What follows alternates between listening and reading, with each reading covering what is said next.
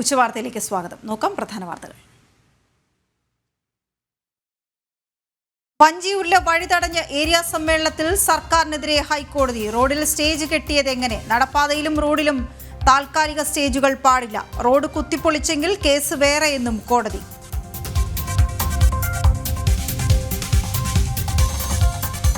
നിൽക്കുന്ന സാഹചര്യമാണ്.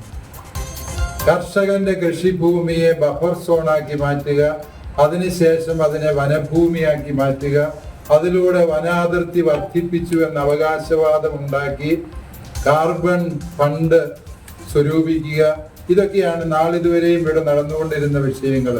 വീണ്ടും വീണ്ടും വനം വകുപ്പിനെ കുറിച്ച് സർക്കാരിനെതിരെ ആഞ്ഞടിച്ച തലശ്ശേരി അതിരൂപത ആർച്ച് ബിഷപ്പ്. വനനിയമ ഭേദഗതി കരട് വിജ്ഞാപനം ഉത്തര കൊറിയയിൽ നടപ്പാക്കേണ്ടത്. ബില്ല് പിൻവലിച്ചില്ലെങ്കിൽ പ്രതിഷേധം ശക്തമാക്കുമെന്നും മാർ ജോസഫ് പാംപ്ലാനി.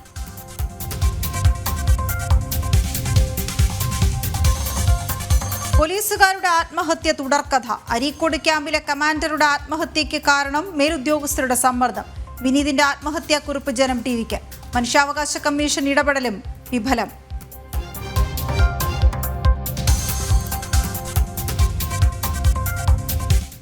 ശബരിമലയിൽ പോലീസിന്റെ ധാർഷ്ട്യം തുടരുന്നു. പമ്പ ഗണപതി ക്ഷേത്രത്തിൽ ഷൂ ധരിച്ച ഉദ്യോഗസ്ഥർ. പ്രതിഷേധം ശക്തമാക്കി ഭക്തർ. അന്വേഷിച്ച പോലീസ് കോർഡിനേറ്റർ. ജനം ബ്രേക്കിംഗ്.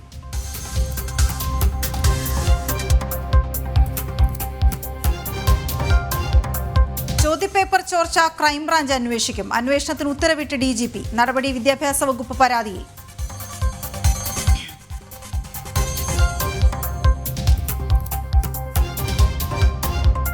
മണിയാർ കരാർ നീട്ടുന്നതിൽ സർക്കാർ തലത്തിൽ ഭിന്നത. പദ്ധതി KSEB ഏറ്റെടുക്കണമെന്ന് വൈദ്യുതി വകുപ്പ്. കരാർ നീട്ടണമെന്ന് ആവർത്തിച്ച് വ്യവസായ വകുപ്പ്. അന്തിമ തീരുമാനം മുഖ്യമന്ത്രിയുടേതെന്ന് മന്ത്രി K കൃഷ്ണൻകുട്ടി. അഴിമതി വ്യക്തമായി എന്ന് ചെന്നിത്തല.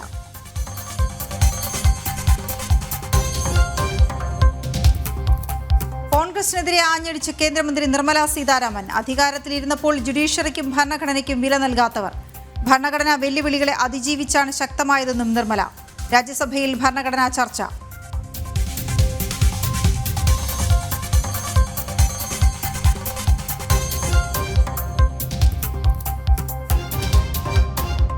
തബലയുടെ ഉസ്താദ് സാക്കിർ ഹുസൈൻ ഇനി ഓർമ്മ. അന്ത്യം 73-ാം വയസ്സിൽ സാൻ ഫ്രാൻസിസ്കോയിൽ. വിടവാങ്ങിയത് തബലയെ വിശ്വത്തോളം ഉയർത്തിയ പ്രതിഭ.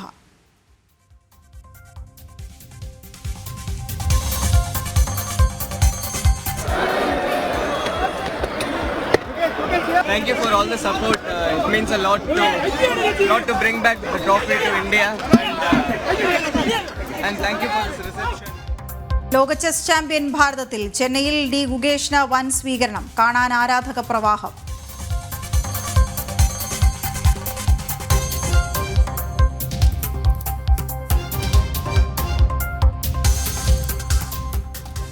പൊതുവഴി തടഞ്ഞ റോഡിൽ സ്റ്റേജ് കെട്ടിയ സംഭവത്തിൽ സർക്കാരിനെതിരെ കോടതി. റോഡിൽ എങ്ങനെയാണ് സ്റ്റേജ് കെട്ടിയതെന്ന കോടതിയുടെ ചോദ്യം. റോഡ് കുത്തിപ്പൊളിച്ചെങ്കിൽ കേസ് വേറെ എന്നും കോടതി. സെക്രട്ടേറിയറ്റിന് മുന്നിൽ വഴി തടഞ്ഞാണ് ജോയിന്റ് കൗൺസിൽ സമരം നടത്തിയതെന്നും കോടതി ചൂണ്ടിക്കാട്ടി. നടപ്പാതയിലായാലും റോഡിലായാലും താൽക്കാലിക സ്റ്റേജുകൾ നിർമ്മിക്കാനാവില്ലെന്ന് കോടതി പറഞ്ഞു. കൊച്ചി കോർപ്പറേഷന് മുന്നിലുള്ള നടപ്പാത പലപ്പോഴും സമരക്കാരുടെ കയ്യിലാണെന്നും ഹൈക്കോടതിയുടെ വിമർശനം.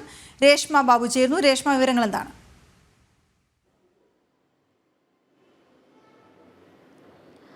വീണ, ഈ വഞ്ചിയൂരിൽ CPM റോഡ് തടഞ്ഞുകൊണ്ട് ഏരിയ സമ്മേളനം നടത്തിയ സംഭവത്തിൽ കോടതിയലക്ഷ്യ ഹർജി പരിഗണിക്കവെയാണ് ഹൈക്കോടതി വീണ്ടും വിമർശന രൂപേണ ഈ പോലീസിന് നേരെ ചില ചോദ്യങ്ങൾ ഉന്നയിച്ചിട്ടുള്ളത്. അതായത് DGP കഴിഞ്ഞ ദിവസം തന്നെ ഒരു റിപ്പോർട്ട് ഫയൽ ചെയ്തിരുന്നു. അതായത് ഈ റോഡ് തടഞ്ഞുകൊണ്ടുള്ള ഈ വഞ്ചിയൂരിലെ സമ്മേളനത്തിൽ കർശനമായിട്ടുള്ള നടപടികൾ സ്വീകരിച്ചു എന്നുള്ളതായിരുന്നു സംസ്ഥാന പോലീസ് മേധാവി ഹൈക്കോടതി നൽകിയ റിപ്പോർട്ട്. അത് മാത്രവുമല്ല, 2012 തന്നെ ഈ ഗതാഗതം തടസ്സപ്പെടുത്തിക്കൊണ്ടുള്ള റോഡ് തടഞ്ഞുകൊണ്ടുള്ള പരിപാടി ഉണ്ടെങ്കിൽ അതിന് അനുമതി നൽകരുത് എന്നുള്ള ഒരു സർക്കുലർ, പൊതുവായിട്ടുള്ള സർക്കുലർ ഇറക്കിയിരുന്നു. വഞ്ചിയൂരിൽ ഈ ഒരു സംഭവം ഉണ്ടായതിന് തൊട്ട് പിന്നാലെ തന്നെ താൻ ഇടപെട്ടുവെന്നും തിരുവനന്തപുരം കമ്മീഷൻ നിർദ്ദേശം നൽകിയതിന്റെ അടിസ്ഥാനത്തിൽ ഈ സംഭവത്തിൽ കേസെടുത്തുവെന്നുമാണ് DGP ഹൈക്കോടതിയിൽ നൽകിയിട്ടുള്ള റിപ്പോർട്ട്. അത് മാത്രമല്ല, വഞ്ചിയൂരിലെ ഈ സംഭവത്തിന് തൊട്ട് പിന്നാലെ ജോയിന്റ് കൗൺസിൽ സെക്രട്ടേറിയറ്റിൽ വഴി തടഞ്ഞുകൊണ്ട് സമരം നടത്തിയിരുന്നു. ആ സംഭവത്തിലും കേസെടുത്തുവെന്നാണ് DGP ഹൈക്കോടതിയെ അറിയിച്ചത്.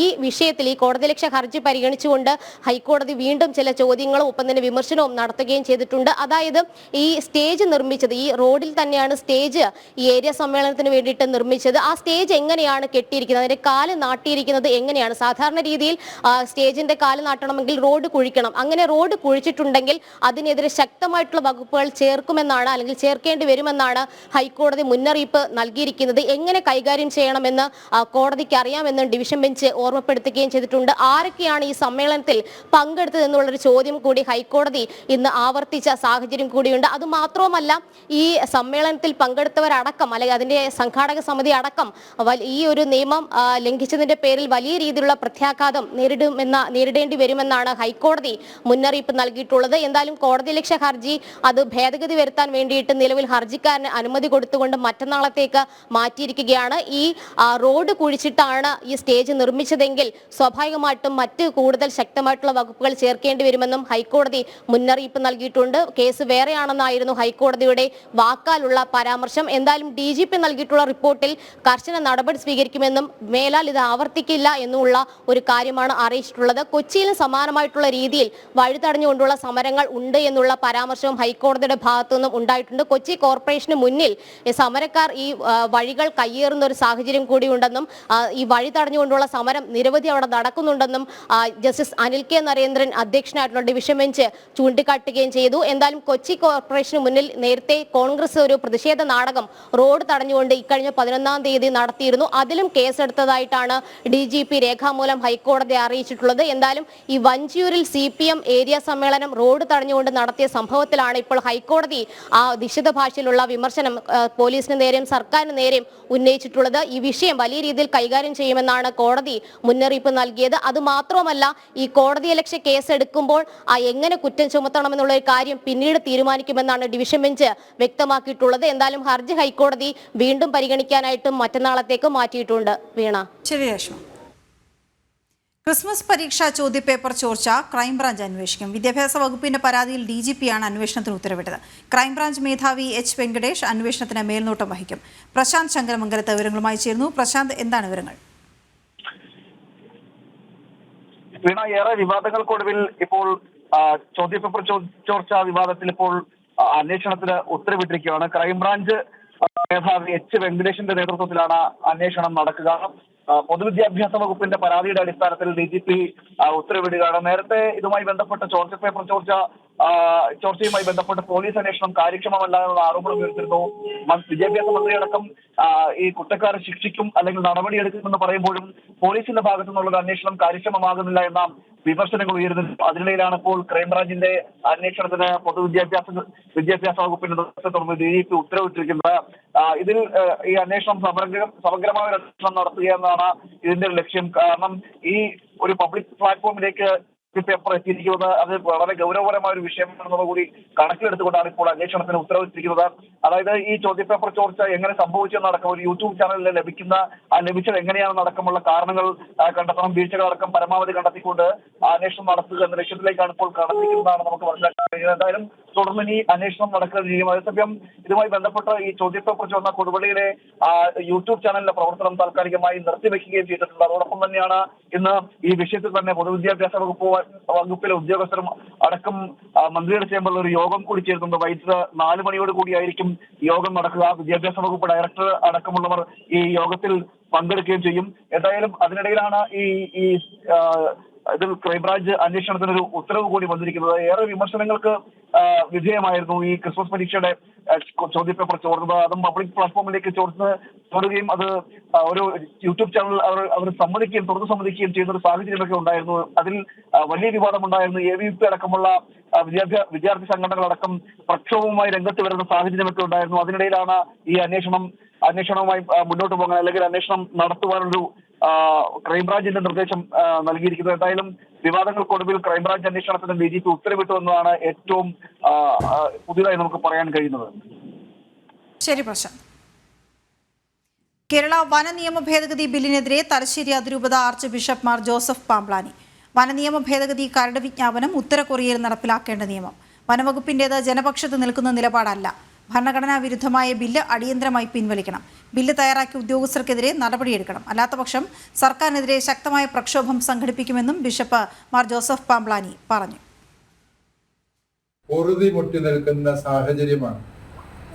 കർഷകന്റെ കൃഷിഭൂമിയെ ബഫർ സോണാക്കി മാറ്റുക, അതിനുശേഷം അതിനെ വനഭൂമിയാക്കി മാറ്റുക, അതിലൂടെ വനാതിർത്തി വർദ്ധിപ്പിച്ചു എന്ന അവകാശവാദം ഉണ്ടാക്കി കാർബൺ ഫണ്ട് സ്വരൂപിക്കുക, ഇതൊക്കെയാണ് നാളിതുവരെയും ഇവിടെ നടന്നുകൊണ്ടിരുന്ന വിഷയങ്ങൾ. വീണ്ടും വീണ്ടും വനം വകുപ്പിനെ കുറിച്ച്, വനം വകുപ്പിന്റെ കൃത്യവിലോപത്തെ കുറിച്ച് പറയേണ്ടി വരുന്നതിൽ ഞങ്ങൾക്ക് അങ്ങേയറ്റം ദുഃഖമുണ്ട് എന്ന് ആദ്യമേ തന്നെ പറയട്ടെ. ഇതിലെ നിയമങ്ങൾ എന്ന് പറയുന്നത് ഒരു ഉത്തര കൊറിയ പോലെയുള്ള രാജ്യത്ത് നടപ്പിലാക്കേണ്ട നിയമങ്ങളാണ് ഇതിൽ വനപാലകരായ ഉദ്യോഗസ്ഥര് എഴുതി ചേർത്തിരിക്കുന്നത്. തീർച്ചയായും ശക്തമായ പ്രക്ഷോഭങ്ങൾക്ക് ഞങ്ങൾ നിർബന്ധിതരാവുകയാണ്. മണിയാർ പദ്ധതിയിൽ സർക്കാർ വകുപ്പുകളിൽ ഭിന്നത. കരാർ നീട്ടുന്ന കാര്യത്തിൽ തീരുമാനമായിട്ടില്ലെന്ന് മന്ത്രി കെ കൃഷ്ണൻകുട്ടി. വ്യവസായ വകുപ്പാണ് കരാർ നീട്ടണമെന്ന് ആവശ്യപ്പെടുന്നത്. പദ്ധതി സർക്കാർ തിരിച്ചെടുക്കണമെന്നാണ് വൈദ്യുതി ബോർഡിന്റെ അഭിപ്രായമെന്നും മന്ത്രി പറഞ്ഞു. KCBയുടെ അഭിപ്രായം പറഞ്ഞിട്ടുണ്ട്, ഗവൺമെന്റിന്റെ അഭിപ്രായമല്ല. അത് ഇതെല്ലാം കൂടി ചർച്ച ചെയ്തിട്ട് പൊതുവായിട്ട് വ്യവസായങ്ങൾക്ക് അഭിവൃദ്ധിപ്പെടുത്താൻ എന്ത് ചെയ്യണം, അതെല്ലാം കൂടി നോക്കിയിട്ടേ ചെയ്യുള്ളൂ. പിന്നെ വൈദ്യുതി വകുപ്പിന്റെ നിലപാട് പറഞ്ഞല്ലോ, കാലാവധി കഴിഞ്ഞാൽ തിരിച്ചെടുക്കണം എന്നുള്ളത് തന്നെയാണ്. ആ വൈദ്യുതി വകുപ്പ് പറഞ്ഞു ഗവൺമെന്റ് ഈ വ്യവസായങ്ങളിലൂടെ വരണമെങ്കിൽ എന്തൊക്കെ ആനുകൂല്യം അവർക്ക് കൊടുക്കണം, നൽകണം എന്നുള്ളതൊരു ധാരണയില്ല. രണ്ടും കൂടി ആലോചിച്ച ശേഷം പൊതുവെ ഒരു നല്ല തീരുമാനം ഉണ്ടാവും. ഗണപതി ക്ഷേത്രത്തിൽ ഷൂ ധരിച്ച പോലീസ് ഉദ്യോഗസ്ഥർ എത്തിയതിൽ പ്രതിഷേധവുമായി ഭക്തജന സംഘടനകൾ. സംഭവത്തിൽ അന്വേഷണം ആരംഭിച്ചതായി പോലീസ് കോർഡിനേറ്റർ അറിയിച്ചു. മിഥുൻ മുരളി ചേരുന്ന വിവരങ്ങളുമായി. മിഥുൻ, എന്താണ് വിവരങ്ങൾ?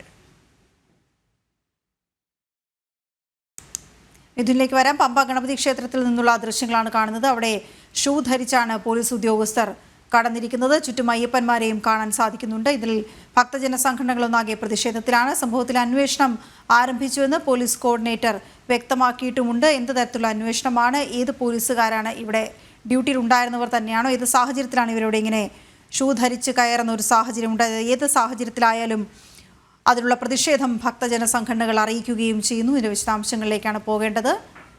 മറ്റൊരു വാർത്തയിലേക്ക് ഇപ്പോൾ പോകാം. വയനാട് മാനന്തവാടി പയ്യമ്പള്ളിയിൽ വനവാസി യുവാവിനെ കാറിൽ വലിച്ചിഴച്ചു. ചെമ്മാട് ഉന്നതിയിലെ മാതനെയാണ് 1/2 കിലോമീറ്ററോളം വലിച്ചിഴച്ചത്. കൂടൽക്കടവ് ചെക്ക് ഡാം കാണാനെത്തിയ യുവാക്കളാണ് മാരനെ വലിച്ചിഴച്ചത്. പ്രതികൾക്കെതിരെ പോലീസ് വധശ്രമത്തിന് കേസെടുത്തു.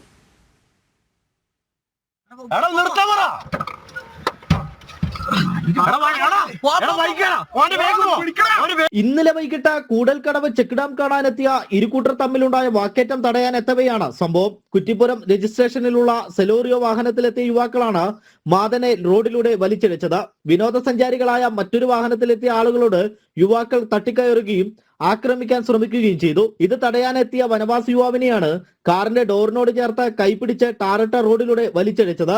ഏകദേശം 1/2 കിലോമീറ്ററോളം മാതനെ വലിച്ചിഴച്ച് കാർ വേഗത്തിൽ നീങ്ങുകയും ചെയ്തു. 3-4 യുവാക്കൾ വളരെ അസഭ്യം പറഞ്ഞ് നാട്ടുകാരെ മുഴുവൻ ആശങ്കയിലാഴ്ത്തിയിട്ട് വണ്ടി കൊണ്ട് കടയുടെ മുമ്പിൽ നിർത്തുകയും പിറകിൽ വരുന്ന വാഹനക്കാരുമായിട്ട് എന്തോ അടിപിടി കൂടി കച്ചറ കൂടി അവരെ കല്ലെടുത്ത് അടിക്കാൻ വേണ്ടിയിട്ട് ഇറങ്ങുന്ന കാഴ്ചയാണ് ഞങ്ങൾ കണ്ടത്. ഇത് തടയാൻ വേണ്ടിയിട്ട് ശ്രമിച്ച ഒരു ആദിവാസിയായിട്ടുള്ള മാതൻ എന്ന് പറയുന്ന ആളെ ഡോറിലേക്ക് കൈ ഉള്ളിലേക്ക് പിടിച്ച് ഒരു 1/2 കിലോമീറ്ററോളം ദൂരത്തിൽ ടാർട്ട റോഡിൽ കൂടി അതിവേഗത്തിൽ വലിച്ചു കൊണ്ടുപോയി. അദ്ദേഹം ഇപ്പോൾ മാനന്തവാടി മെഡിക്കൽ കോളേജിൽ ചികിത്സയിലാണ്. വളരെ ഒരു ശ്രദ്ധ ചെലുത്തേണ്ട ഇടമായിട്ട് ഇപ്പോൾ കൂടൽക്കടവ് ചെക്ക് ഡാം വീണ്ടും മാറുകയാണ്. ഒരു സമയത്ത് മുൻഗണനകളായിരുന്നുവെങ്കിൽ ഇപ്പോൾ ഇതുപോലെ അനാശാസ്യ പ്രവർത്തനങ്ങളുമായി പല ഭാഗത്തു നിന്നും വണ്ടിയുടെ രജിസ്ട്രേഷനൊക്കെ മലപ്പുറം ഭാഗത്തു നിന്നാണ് കാണുന്നത്. ഇങ്ങനെ വേറെ സ്ഥലങ്ങളിൽ നിന്ന് ആളുകൾ ഒരു ലഹരിയുടെ ഒരു ഇടത്താവളമായിട്ട് അത് ഉപയോഗിക്കുന്നതിനുള്ള സൗകര്യമുള്ള സ്ഥലമായിട്ട് ഒക്കെ അതിനെ കണ്ടെത്തി അങ്ങോട്ട് വരുന്ന സാഹചര്യമാണ്. ദേഹത്താകമാനം പരിക്കേറ്റ വനവാസി യുവാവ് വയനാട് മെഡിക്കൽ കോളേജിൽ ചികിത്സയിലാണ്. സംഭവവുമായി ബന്ധപ്പെട്ട് കാറിൽ ഉണ്ടായിരുന്നവർക്കെതിരെ മാനന്തവാടി പോലീസ് വധശ്രമത്തിന് കേസെടുത്തു. KL 578733 എന്ന മലപ്പുറം രജിസ്ട്രേഷനിലുള്ള സെലോറിയോ കാറാണ് ആക്രമണം നടത്തിയതെന്ന് കണ്ടെത്തിയിട്ടുണ്ട്. കുറ്റിപ്പുറം സ്വദേശി മുഹമ്മദ് റിയാസിന്റെ പേരിലുള്ളതാണ് വാഹനം. പോലീസ് മലപ്പുറം കേന്ദ്രീകരിച്ച് അന്വേഷണം ആരംഭിച്ചു. ജനം, വയനാട്. പത്തനംതിട്ട റാന്നിയിൽ യുവാവിനെ കാർ ഇടിച്ചു കൊലപ്പെടുത്തി. ചേതോങ്കര സ്വദേശി അമ്പാടിയാണ് കൊല്ലപ്പെട്ടത്. റോഡിൽ നിൽക്കുകയായിരുന്ന അമ്പാടിയെ കാർ ഇടിച്ചു വീഴ്ത്തുകയായിരുന്നു. റാന്നി ബെവറേജസിന് സമീപമുണ്ടായ സംഘർഷത്തിനെ തുടർന്നായിരുന്നു ഇന്നലെ രാത്രിയിൽ കൊലപാതകം. സംഭവശേഷം കാർ ഉപേക്ഷിച്ച് കടന്നുകളഞ്ഞ 3 പ്രതികൾക്കായി പോലീസ് അന്വേഷണം ഊർജിതമാക്കി. ഇന്നലെ രാത്രി 8 മണിയോടെയാണ് സംഭവം നടക്കുന്നത്. മന്ദമരുതി ഭാഗത്ത് വെച്ചാണ് ഈ കൊല നടക്കുന്നത്. അരിങ്കൊലയാണ് നടന്നത്. ഇതിന് മുൻപ് ഒരു സംഘർഷം റാന്നി ബിവറേജിന് സമീപത്ത് വെച്ച് സംഭവിച്ചിരുന്നു. ആദ്യഘട്ടത്തിൽ പോലീസ് ഇതൊരു അപകടമാണ് എന്നുള്ള വിലയിരുത്തലിലേക്കാണ് എത്തിയത്. അത് സംബന്ധിച്ചിട്ടുള്ള FIR ആയിരുന്നു ആദ്യം രജിസ്റ്റർ ചെയ്തത്. പിന്നീട് ചില സംശയങ്ങൾ രൂപപ്പെടുകയും ആ സംശയങ്ങൾ കേന്ദ്രീകരിച്ചുകൊണ്ടുള്ള അന്വേഷണം നടത്തുകയും ചെയ്തപ്പോഴാണ് ഇതൊരു കൊലപാതകമാണ് എന്നുള്ള വിലയിരുത്തലിലേക്ക് പോലീസ് എത്തുകയും പ്രതികളെ കേന്ദ്രീകരിച്ച് പ്രതികളെ കണ്ടെത്തുന്നതിനുള്ള അന്വേഷണം നടത്തുകയും ഒക്കെ ചെയ്തത്. ഇന്നലെ രാത്രിയോടുകൂടി റാന്നി ബിവറേജിന് മുൻപിൽ 2 സംഘങ്ങളായി തിരിഞ്ഞുകൊണ്ടുള്ള സംഘർഷം ഉണ്ടാകുന്നു. ഈ സംഘർഷത്തിൽ കൊല്ലപ്പെട്ട അമ്പാടിയും ഉണ്ടായിരുന്നു. അമ്പാടി ഉൾപ്പെടുന്ന ഒരു വിഭാഗവും മറ്റ് ചില ആളുകളും തമ്മിലായിരുന്നു സംഘർഷം. ഈ സംഘർഷത്തെ തുടർന്ന് അതിനുശേഷം മന്ദമരുതി ഭാഗത്തേക്ക് അമ്പാടി എത്തുന്നു. 8 മണിയോടെ അമ്പാടി എത്തിയതിനു ശേഷം മറ്റൊരു സംഘാംഗം അമ്പാടിയുമായി സംഘർഷത്തിലേർപ്പെട്ട മറ്റൊരു സംഘം ഈ ഭാഗത്തേക്ക് എത്തുകയായിരുന്നു. കാറിന് പുറത്തേക്ക് റോഡിൽ ഇറങ്ങി നിന്നിരുന്ന അമ്പാടിയെ ഇടിച്ചു വീഴ്ത്തിയതിനു ശേഷം അമ്പാടിയുടെ ശരീരത്തിന് മുകളിലൂടെ കാർ കയറ്റിയാണ് കൊലപാതകം നടത്തിയത് എന്നുള്ള ഒരു വിലയിരുത്തലിലേക്കാണ് പോലീസ് എത്തിയത്. പോലീസിന് അത്തരത്തിലുള്ള വിവരങ്ങളാണ് ലഭിച്ചത്. ഈ ഭാഗത്ത് നിന്നും അമ്പാടിയുടെ മൊബൈലും അടക്കമുള്ള ചില കാര്യങ്ങളും പോലീസിന് ലഭിച്ചിട്ടുണ്ട്.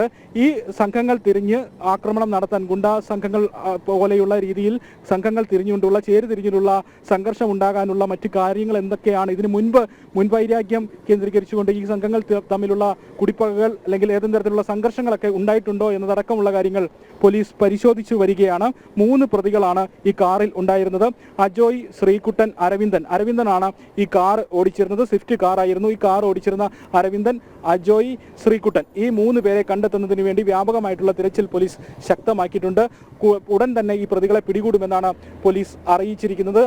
എന്തായാലും ഒരു കൊലപാതകം, ആദ്യഘട്ടത്തിൽ അപകടം എന്ന് വിലയിരുത്തിയിരുന്ന ഒരു സംഭവം, അതിനുശേഷം വിശദമായിട്ടുള്ള ചില സൂചനകൾ പോലീസിന് ലഭിച്ചതിന്റെ അടിസ്ഥാനത്തിൽ നടത്തിയ അന്വേഷണത്തിൽ ഇതൊരു കൊലപാതകമാണ് എന്നുള്ള സ്ഥിരീകരണത്തിലേക്ക് എത്തിയിരിക്കുകയാണ്. പ്രതികളെ കണ്ടെത്തുന്നതിനുള്ള വ്യാപകമായിട്ടുള്ള തെരച്ചിലാണ് ഇപ്പോൾ പുരോഗമിച്ചുകൊണ്ടിരിക്കുന്നത്.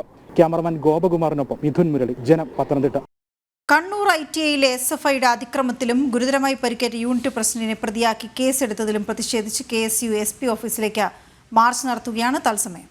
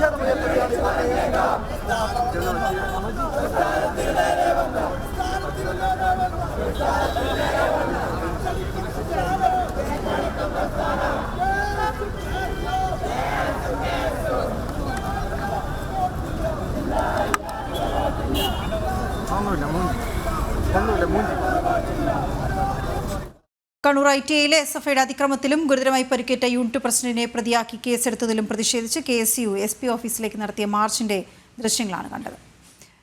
വെല്ലുവിളികളെ അതിജീവിച്ചുകൊണ്ടാണ് ഭരണഘടന ശക്തമായതെന്ന് കേന്ദ്ര ധനമന്ത്രി നിർമ്മല സീതാരാമൻ. സമൂഹത്തിന് ഉപകാരപ്പെടുന്ന ഭേദഗതികളുണ്ടായി. ഭരണഘടനയെ കോൺഗ്രസ് ആവശ്യമില്ലാത്ത പേപ്പർ കെട്ട് പോലെയാണ് പരിഗണിച്ചത്. അധികാരത്തിലിരുന്നപ്പോൾ ജുഡീഷ്യറിക്കും ഭരണഘടനയ്ക്കും വില നൽകിയില്ല. ഇന്ന് ഭരണഘടനയും അവകാശങ്ങളും പറയുന്ന കോൺഗ്രസ് ചരിത്രം മറക്കരുതെന്നും നിർമ്മല സീതാരാമൻ പറഞ്ഞു. Majroor Sultanpuri and Balraj Sahani were both jailed in 1949 itself. For what mistakes, sir? During one of the meetings organized for the mill workers in 1949, Majroor Sultanpuri recited a poem that was written against Jawaharlal Nehru, and therefore he had to go to the jail. He refused to render an apology for the same and was jailed therefore in 1949 along with Balraj Sahni, eminent actor of those days. So that is the level of tolerance, and today we hold our constitution in our hand, go about it and say freedom of speech. There is sense of fear in the country. Majroor Sultanpuri didn't feel it, Balraj Sahni didn't feel it, but the history repeats when it comes to the Congress party. Sir, Congress's record of curtailing freedom of speech didn't confine it with these two people. Nehru, a political biography which was written by Michael Edwards, in 1975 was banned. They banned also a film called Kissa Kursi Ka in 1975. ഇന്ന് December 16 Bangladesh Vijay Divas. പാകിസ്ഥാനെതിരെ ഭാരത സൈന്യം നേടിയ വിജയത്തിന്റെയും ബംഗ്ലാദേശ് എന്ന സ്വതന്ത്ര രാജ്യത്തിന്റെ പിറവിയുടെയും 53-ാം വാർഷികം. 1971 യുദ്ധത്തിൽ നമ്മുടെ സൈന്യത്തിന്റെ ശൗര്യത്തിന് മുന്നിൽ പാകിസ്ഥാൻ സൈന്യം കീഴടങ്ങിയതോടെയാണ് ബംഗ്ലാദേശിന്റെ രൂപീകരണം സാധ്യമാകുന്നത്. 1947 ഭാരത വിഭജനം മുതൽ തന്നെ കിഴക്കൻ പാകിസ്ഥാൻ മേഖലയിൽ പ്രശ്നങ്ങൾ ഉടലെടുത്തിരുന്നു. വ്യത്യസ്ത ജീവിത രീതിയും ഭാഷയും സംസ്കാരവും നിലനിൽക്കുന്ന മേഖലയിൽ സ്വയം ഭരണം വേണമെന്ന ആവശ്യം 60കളുടെ അവസാനത്തോടെ ശക്തമായി. 70ന്റെ തുടക്കത്തിൽ തന്നെ സായുധ സമരങ്ങൾ ശക്തമായെങ്കിലും പാകിസ്ഥാൻ സൈന്യം ക്രൂരമായി അടിച്ചമർത്തി. കിഴക്കൻ പാകിസ്ഥാനിൽ നിന്ന് ഇന്ത്യയിലേക്ക് അഭയാർത്ഥികൾ ഒഴുകിയെത്തി. ഇതോടെ ഭാരത സൈന്യം ബംഗ്ലാദേശ് വിമോചന പ്രവർത്തനങ്ങൾക്കും സായുധ പോരാട്ടത്തിനും പിന്തുണ നൽകിക്കൊണ്ട് നീക്കം ആരംഭിച്ചു. പാകിസ്ഥാൻ ഇന്ത്യക്കെതിരെ വ്യോമാക്രമണത്തിലൂടെ പ്രതികരിച്ചു. തുടർന്ന് 1971 ഡിസംബർ 3 ഇരു രാജ്യങ്ങളും തമ്മിൽ തുറന്ന യുദ്ധം ആരംഭിച്ചു. അന്താരാഷ്ട്ര തലത്തിൽ സമ്മർദ്ദങ്ങളുണ്ടായെങ്കിലും സൈന്യം പാകിസ്ഥാന് മേൽ കനത്ത പ്രഹരമേൽപ്പിച്ചു. നിരവധി പാകിസ്ഥാൻ സൈനികരെ തടവിലാക്കി. 1971 ഡിസംബർ 16 പരാജയമുറപ്പിച്ച പാക് സൈന്യം കീഴടങ്ങി. ധാക്കയിൽ പാകിസ്ഥാൻ ലഫ്റ്റനന്റ് ജനറൽ അമീർ അബ്ദുള്ള ഖാൻ നിയാസി, സംയുക്ത സേനയുടെ joint commander lieutenant general Jagjit Singh അറോറയുടെ സാന്നിധ്യത്തിലുണ്ടാക്കിയ ഉടമ്പടിയോടെ വിമോചന പോരാട്ടങ്ങൾക്ക് അവസാനം കുറിച്ചുകൊണ്ട് ബംഗ്ലാദേശ് എന്ന പരമാധികാര രാഷ്ട്രം സ്ഥാപിക്കപ്പെട്ടു. യുദ്ധത്തിൽ രാജ്യത്തിന്റെ ധീര സൈനികർ, വിമോചന സമര പോരാളികൾ, സാധാരണക്കാരായ പൗരന്മാരുൾപ്പെടെ നിരവധി പേർക്ക് ജീവൻ നഷ്ടമായി. ലക്ഷക്കണക്കിന് ആളുകൾ പലായനം ചെയ്തു. ഭാരതത്തിന്റെ ധീര സൈനികർ രക്തം നൽകി നേടിയ വിജയത്തിന്റെ ഫലമാണ് ബംഗ്ലാദേശ് എന്ന് ഓർമ്മപ്പെടുത്തിക്കൊണ്ടാണ് ഓരോ ഡിസംബർ 16 കടന്നുപോകുന്നത്. ജനം, ഡൽഹി. ബംഗ്ലാദേശ് വിജയ് ദിവസിൽ ജീവത്യാഗം ചെയ്ത സൈനികരെ അനുസ്മരിച്ച രാജ്യം. കൊൽക്കത്തയിൽ ഫോർട്ട് വില്യം സൈനിക ആസ്ഥാനത്ത് വിജയ് സ്മാരകത്തിൽ കര, വ്യോമ, നാവികസേന ഉദ്യോഗസ്ഥർ പുഷ്പചക്രം അർപ്പിച്ചു. ബംഗ്ലാദേശ് സൈനിക ഉദ്യോഗസ്ഥരും സ്മാരകത്തിൽ പുഷ്പാർച്ചന നടത്തി. വിജയ് ദിവസിൽ സൈനികരുടെ ത്യാഗവും ധീരതയും അനുസ്മരിച്ച് രാഷ്ട്രപതി ദ്രൗപദി മുർമുവും പ്രധാനമന്ത്രി നരേന്ദ്രമോദിയും. കൊൽക്കത്തയിൽ സൈന്യത്തിന്റെ ഈസ്റ്റേൺ കമാൻഡ് ആസ്ഥാനമായ ഫോർട്ട് വില്യമിൽ വിജയ് സ്മാരകത്തിൽ പുഷ്പചക്രം സമർപ്പിച്ചുകൊണ്ടാണ് ബംഗ്ലാദേശ് വിജയ് ദിവസ് ആഘോഷ പരിപാടികൾ ആരംഭിച്ചത്. കര, വ്യോമ, നാവികസേന ഉദ്യോഗസ്ഥർ സംയുക്തമായി പുഷ്പചക്രം അർപ്പിച്ചു. ബംഗ്ലാദേശ് സൈന്യത്തിലെ മുതിർന്ന ഉദ്യോഗസ്ഥരും പുഷ്പാർച്ചന നടത്തി.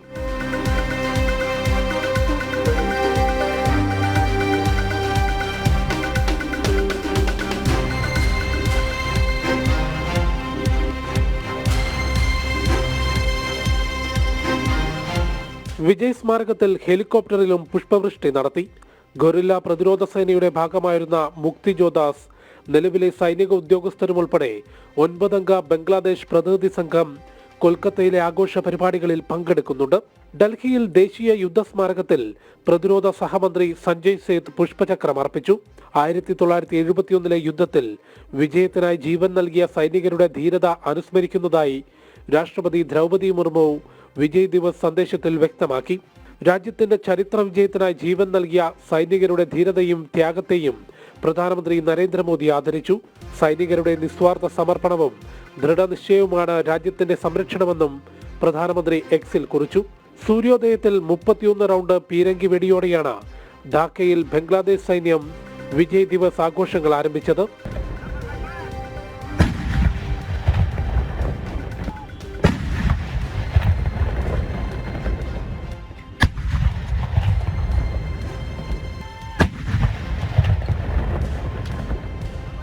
ജനം, ഡൽഹി.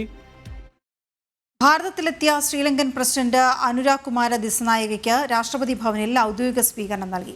രാഷ്ട്രപതി ദ്രൗപദി മുർമു, പ്രധാനമന്ത്രി നരേന്ദ്രമോദിയും ചേർന്ന് അദ്ദേഹത്തെ സ്വീകരിച്ചു. കേന്ദ്രമന്ത്രിമാരും മുതിർന്ന ഉദ്യോഗസ്ഥരും പങ്കെടുത്തു. ശ്രീലങ്കൻ പ്രസിഡന്റായ ശേഷം അനുരാഗ് കുമാരയുടെ ആദ്യ വിദേശയാത്ര ഭാരതത്തിലേക്കാണ്. 3 ദിവസത്തെ സന്ദർശനത്തിന് എത്തിയ അദ്ദേഹം രാഷ്ട്രപതി, പ്രധാനമന്ത്രി തുടങ്ങിയവരുമായി ഉഭയകക്ഷി ചർച്ചകൾ നടത്തും.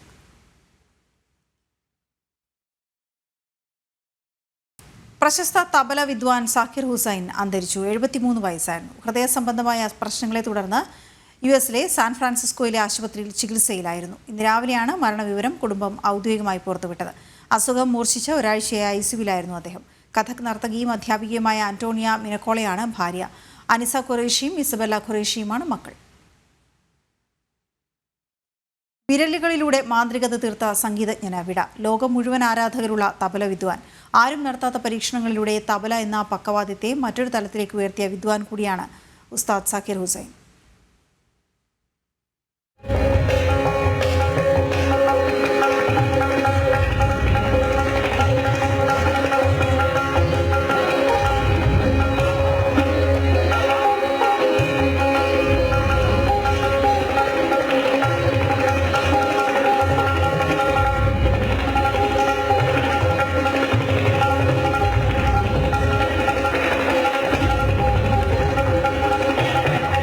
നിലയ്ക്കുന്നത് മാജിക്കാണ്, മൺമറയുന്നത് രാജ്യത്തിൻ്റെ താളവും. ഉസ്താദ് സാക്കിർ ഹുസൈനിലൂടെ വിടവാങ്ങുന്നത് ഒരു യുഗം കൂടിയാണ്. പ്രശസ്ത സംഗീതജ്ഞൻ അല്ലാറാഖയുടെയും ഭവി ബീഗത്തിൻ്റെയും മകനായി 1951 മാർച്ച് 5 ജനനം. ആദ്യ ഗുരു സ്വന്തം പിതാവ് തന്നെ. 3-ാം വയസ്സിൽ തബല വായിക്കാൻ പഠിച്ച സാക്കിർ ഹുസൈൻ 12-ാം വയസ്സിൽ കച്ചേരി അവതരിപ്പിക്കാൻ തുടങ്ങി. ആദ്യ കച്ചേരിക്ക് തന്നെയുണ്ടായിരുന്നു അപൂർവത. 10,000-ഓളം വരുന്ന കാണികൾക്ക് മുന്നിൽ കുഞ്ഞു സാക്കിർ തൻ്റെ വിരലുകളിലെ മാന്ത്രിക സ്പർശം അവതരിപ്പിച്ചത് സിത്താർ വാദകൻ ഉസ്താദ് അബ്ദുൽ ഹലീം ജാഫർ ഖാന്റെയും ഷഹനായി ചക്രവർത്തി ബിസ്മില്ല ഖാന്റെയും ഒപ്പമായിരുന്നു. മുംബൈ സെന്റ് സേവിയേഴ്സ് കോളേജിലെ പഠനത്തിനു ശേഷം അമേരിക്കയിൽ സിത്താർ മാന്ത്രികൻ പണ്ഡിറ്റ് രവിശങ്കറിനൊപ്പം 18-ാം വയസ്സിൽ കച്ചേരി അവതരിപ്പിച്ചു.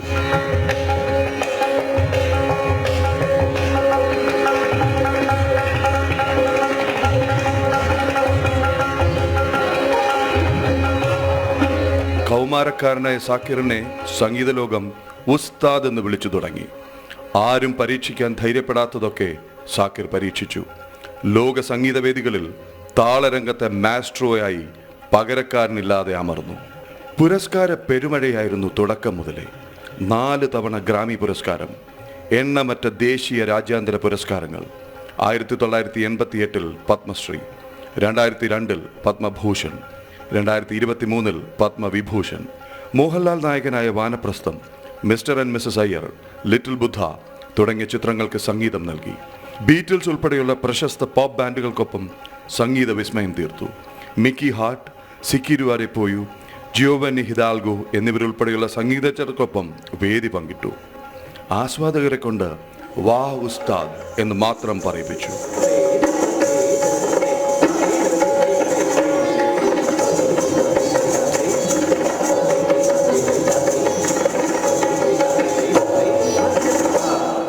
അഞ്ചര പതിറ്റാണ്ട് നീണ്ട സംഗീത സബര്യയ്ക്കാണ് കാലം തിരശ്ശീല വീഴ്ത്തുന്നത്.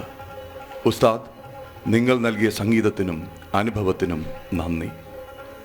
കൾച്ചറൽ ഡെസ്ക്, ജനം. സാക്കിർ ഹുസൈന്റെ നിര്യാണത്തിൽ ദുഃഖം രേഖപ്പെടുത്തി പ്രധാനമന്ത്രി നരേന്ദ്രമോദി. ശാസ്ത്രീയ സംഗീത ലോകത്തെ യഥാർത്ഥ പ്രതിഭയായി അദ്ദേഹം ഓർമ്മിക്കപ്പെടും. സാംസ്കാരിക ഐക്യത്തിന്റെ പ്രതീകമാണ് സാക്കിർ ഹുസൈൻ. വരും തലമുറകൾക്ക് കൂടി പ്രചോദനമാണ് സാക്കിറിന്റെ സംഗീതമെന്ന് പ്രധാനമന്ത്രി സമൂഹമാധ്യമത്തിൽ കുറിച്ചു.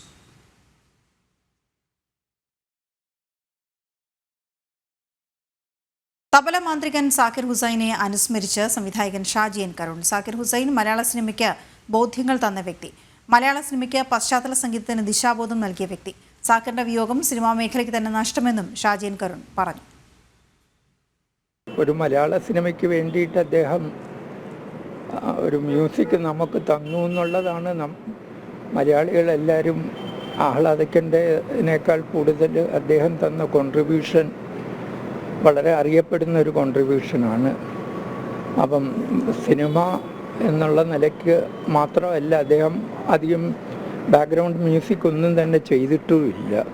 പക്ഷെ സിനിമ ബാക്ക്ഗ്രൗണ്ട് മ്യൂസിക് എന്താണെന്ന് തിരിച്ചറിഞ്ഞ ഒരു വ്യക്തിയുടെ ഒരുപക്ഷെ ഒരുപാട് മലയാള അല്ലെങ്കിൽ സിനിമകൾ ചെയ്തിട്ടുള്ള വ്യക്തികളുടെ ഒരു പ്രത്യേക തരത്തിലുള്ള അല്ലെങ്കിൽ ബാക്ക്ഗ്രൗണ്ട് മ്യൂസിക് എന്ന് പറയുന്നത് ഒരു പ്രത്യേക സംസ്കാരം എന്നാണെന്ന് തിരിച്ചറിഞ്ഞ ഒരു വ്യക്തിയുടെ അറിവിൽ കൂടിയാണ് അദ്ദേഹം അത് തന്നിട്ടുള്ളത്.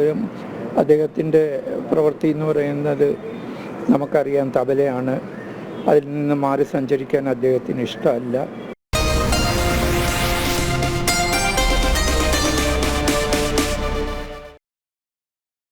റാന്നിയിൽ യുവാവിനെ കാറിടിപ്പിച്ച് കൊലപ്പെടുത്തിയ കേസിൽ 3 പേർ പിടിയിൽ. റാന്നി സ്വദേശികളായ അരവിന്ദ്, ശ്രീകുട്ടൻ, അജോയ് എന്നിവരാണ് പിടിയിലായത്. എറണാകുളത്താണ് പ്രതികൾ പിടിയിലായത്. മിഥുൻ മുരളി ചേരുന്നു വിവരങ്ങളുമായി. മിഥുൻ, എങ്ങനെ ഇവരെ പിടികൂടാനായി? വീണ, കുന്നംഭാഗം ഭാഗത്ത് ഈ കാർ ഉപേക്ഷിച്ചതിന് ശേഷം ഇവർ കടന്നു കളയുകയായിരുന്നു. രക്ഷപ്പെട്ട പ്രതികൾ എറണാകുളം ഭാഗത്തേക്കാണ് പോയിരിക്കുന്നതെന്ന് പോലീസിന് വിവരങ്ങൾ ലഭിച്ചിരുന്നു. പോലീസ് നടത്തിയ അന്വേഷണത്തിലാണ് ഇവർ സംശയാസ്പദമായ സാഹചര്യത്തിൽ ചില യുവാക്കൾ കടന്നു കളയുന്നതായിട്ടുള്ള CCTV ദൃശ്യങ്ങളടക്കം പോലീസ് ശേഖരിച്ചിരുന്നു. ഇതിന്റെ അടിസ്ഥാനത്തിൽ നടത്തിയ അന്വേഷണത്തിലാണ് എറണാകുളം ഭാഗത്ത് ഈ പ്രതികൾ ഉണ്ട് എന്നുള്ള വിവരം പോലീസിന് ലഭിക്കുകയും എറണാകുളം കേന്ദ്രീകരിച്ചുകൊണ്ട് നടത്തിയ അന്വേഷണത്തിലാണ് ഇപ്പോൾ 3 പേരും അജോ, അരവിന്ദ്, ശ്രീകുട്ടൻ എന്നീ 3 പ്രതികൾ പിടിയിലായിരിക്കുന്നത്. ഈ 3 പ്രതികളും കൊല്ലപ്പെട്ട അമ്പാടിയുടെ അടുത്ത സ്വദേശി, അമ്പാടിയുടെ വീടിനടുത്ത് താമസിക്കുന്ന ആളുകളാണ്. നേരത്തെ പരിചയമുള്ള ആളുകളുമാണ്.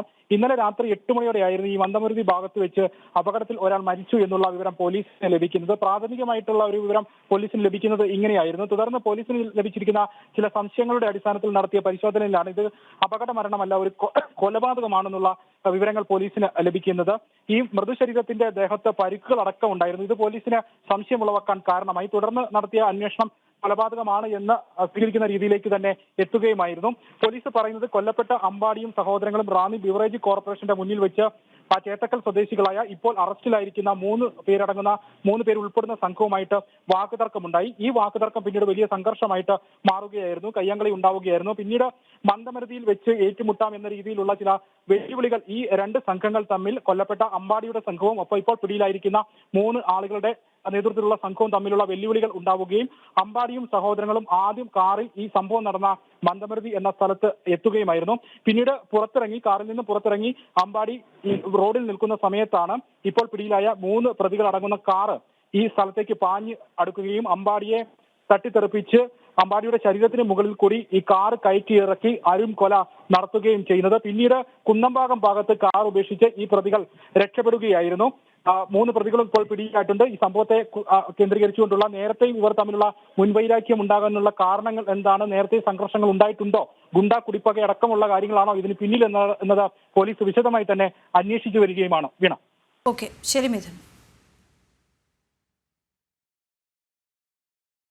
മലപ്പുറം അരീക്കോട് SOG ക്യാമ്പിൽ കമാൻഡോ വിനീത് ആത്മഹത്യ ചെയ്യാൻ കാരണം മേലുദ്യോഗസ്ഥരുടെ ക്രൂരപീഡനം. സർജറി കഴിഞ്ഞതുപോലും പരിഗണിക്കാതെ ക്രൂരമായി പരിശീലിപ്പിച്ചു. റിഫ്രഷർ കോഴ്സിൽ പരാജയപ്പെട്ടതിന് മെമ്മോ നൽകി. ശിക്ഷയായി അതികഠിനമായ പരിശീലനത്തിന് അയക്കാനുള്ള നീക്കത്തിലായിരുന്നു മേലുദ്യോഗസ്ഥർ. വിനീതിന്റെ ആത്മഹത്യാക്കുറിപ്പ് ജനം TVക്ക് ലഭിച്ചു. ജനം ബിഗ് ബ്രേക്കിംഗ്. ക്യാമ്പിൽ അതിക്രൂരമായ പീഡനമെന്ന് തെളിയിക്കുന്നതായിരുന്നു വിനീതിന്റെ ആത്മഹത്യാക്കുറിപ്പ്. സുഹൃത്തിനയച്ച വാട്സപ്പ് മെസ്സേജിലും മേലുദ്യോഗസ്ഥന്റെ മെമ്മോയ്ക്കുള്ള മറുപടിയിലും കൃത്യമായി ഇക്കാര്യങ്ങൾ സൂചിപ്പിക്കുന്നു. അസിസ്റ്റന്റ് കമാൻഡ് അജിത് കുമാറിന്റെ പേരെടുത്ത് പറയുന്നുണ്ട്. ഗർഭിണിയായ ഭാര്യയുടെ പരിചരണത്തിന് അവധി ചോദിച്ചെങ്കിലും ലഭിച്ചില്ല. ഇത് വലിയ മാനസിക സമ്മർദ്ദമുണ്ടാക്കി. റിഫ്രഷർ കോഴ്സിൽ പരാജയപ്പെട്ടതിന് മെമ്മോ നൽകി. 2011 മുതൽ സർവീസിലുള്ള താൻ ഇന്നുവരെ സർവീസിൽ സൽപ്പേരിന് കളങ്കമുണ്ടാക്കിയിട്ടില്ലെന്നും സൂചിപ്പിക്കുന്നു. കടുത്ത പനിയും സർജറി ചെയ്തതിന്റെ ബുദ്ധിമുട്ടിലുമാണ് കോഴ്സിലെ ഓട്ടത്തിൽ പരാജയപ്പെട്ടതെന്നും വിനീതിന്റെ മറുപടി കത്തിലുണ്ട്. ഇക്കാര്യങ്ങളെല്ലാം അറിയിച്ചിട്ടും കടുത്ത നടപടികളുമായി മേലുദ്യോഗസ്ഥർ മുന്നോട്ടു പോയതാണ് വിനീത് ആത്മഹത്യ ചെയ്യാൻ കാരണം. റിഫ്രഷർ കോഴ്സിൽ പരാജയപ്പെട്ടതോടെ 1 മാസത്തെ അതികഠിനമായ ശിക്ഷ നൽകാനുള്ള ഒരുക്കത്തിലായിരുന്നു മേലുദ്യോഗസ്ഥർ. രാത്രി ഉറങ്ങാൻ പോലും കഴിയാത്ത പരിശീലനമായിരുന്നു ഇത്. ഇതോടെ കടുത്ത മാനസിക സമ്മർദ്ദത്തിലുമായി. പോലീസിൽ തുടർച്ചയായി ആത്മഹത്യകൾ വർദ്ധിക്കുമ്പോഴും നിസ്സംഗത തുടരുകയാണ് ആഭ്യന്തര വകുപ്പ്. ജനം, മലപ്പുറം. പോലീസിൽ നടക്കുന്ന കൊടിയ പീഡനത്തിനിരയാണ് വിനീതെന്ന് ടി സിദ്ദിഖ് MLA. ഭാര്യയെ പരിചരിക്കാൻ അവധി ചോദിച്ചെങ്കിലും നൽകിയില്ല. റിഫ്രഷ്മെന്റ് കോഴ്സിന് പരാജയപ്പെട്ട വിനീതിന് കടുത്ത ശിക്ഷ നൽകിയെന്നും MLA. പോലീസിലെ ആത്മഹത്യകൾക്ക് കാരണം ആഭ്യന്തര വകുപ്പെന്നും ടി സിദ്ദിഖ് കുറ്റപ്പെടുത്തി. ശ്രീ വിനീത് സൂചിപ്പിച്ചിട്ടുണ്ട്,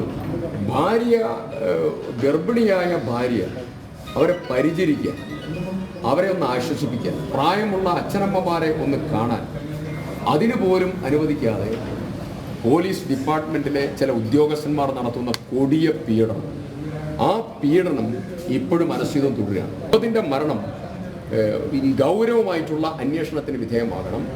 ഈ അന്വേഷണത്തിന് നേതൃത്വം കൊടുക്കേണ്ടത് ജുഡീഷ്യൽ പ്രോസസ്സാണ്. ആ അന്വേഷണം നടത്തി കുറ്റക്കാരായ ഉദ്യോഗസ്ഥന്മാരെ ഇനി ഈ പദവികളിൽ ഇരിക്കാൻ അനുവദിക്കരുത്.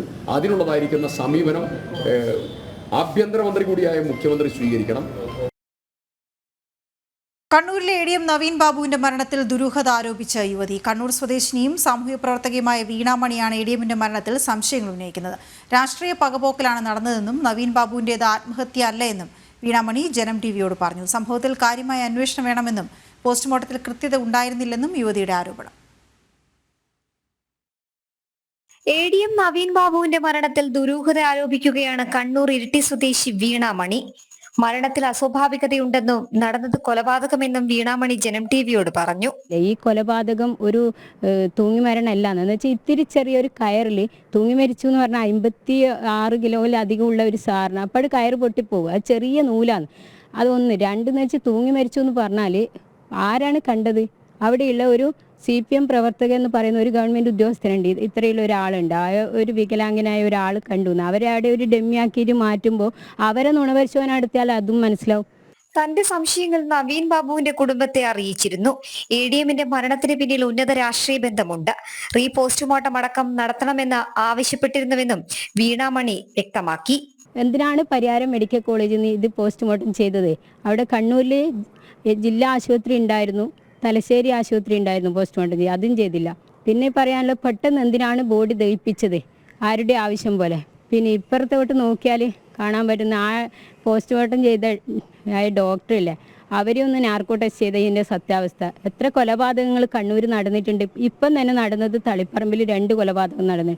അതും ഇത് ശരിക്കും അന്വേഷിച്ചാൽ മനസ്സിലാവും. ഇപ്പം നടന്നത് ഈ ADM സാറിനെ കൊല്ലുന്നതിന് മുമ്പ് 2 എണ്ണം നടന്നിട്ടുണ്ട്. അത് തൂങ്ങി മരണമെന്ന് വെളിപ്പെടുത്തി, പക്ഷെ അതല്ല. നീതി ലഭ്യമാകുന്ന അന്വേഷണം ADMന്റെ മരണത്തിൽ നടക്കണം. മരണത്തിൽ ഉന്നത ഇടത് നേതാക്കളെന്നും ഇവർ ആരോപിക്കുന്നു. നവീൻ ബാബു കളങ്കമില്ലാത്ത ഉദ്യോഗസ്ഥനെന്നും വീണാമണി വ്യക്തമാക്കി. സംഭവത്തിൽ നീതി തേടി മുന്നോട്ടു പോകുന്ന തന്നെ ഇല്ലാതാക്കാൻ ശ്രമമുണ്ടെന്നും ഇവർ ആരോപിച്ചു. ജനം, തിരുവനന്തപുരം.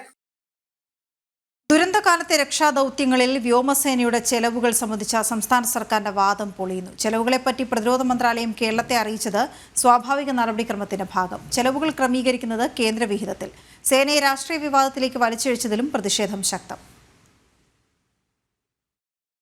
ദുരന്തകാലത്തെ രക്ഷാദൌത്യങ്ങൾക്ക് വ്യോമസേനയ്ക്ക് 132.62 കോടിയുടെ ചെലവ് വന്ന വിവരം പ്രതിരോധ മന്ത്രാലയം രേഖാമൂലം കേരളത്തെ അറിയിച്ചിരുന്നു.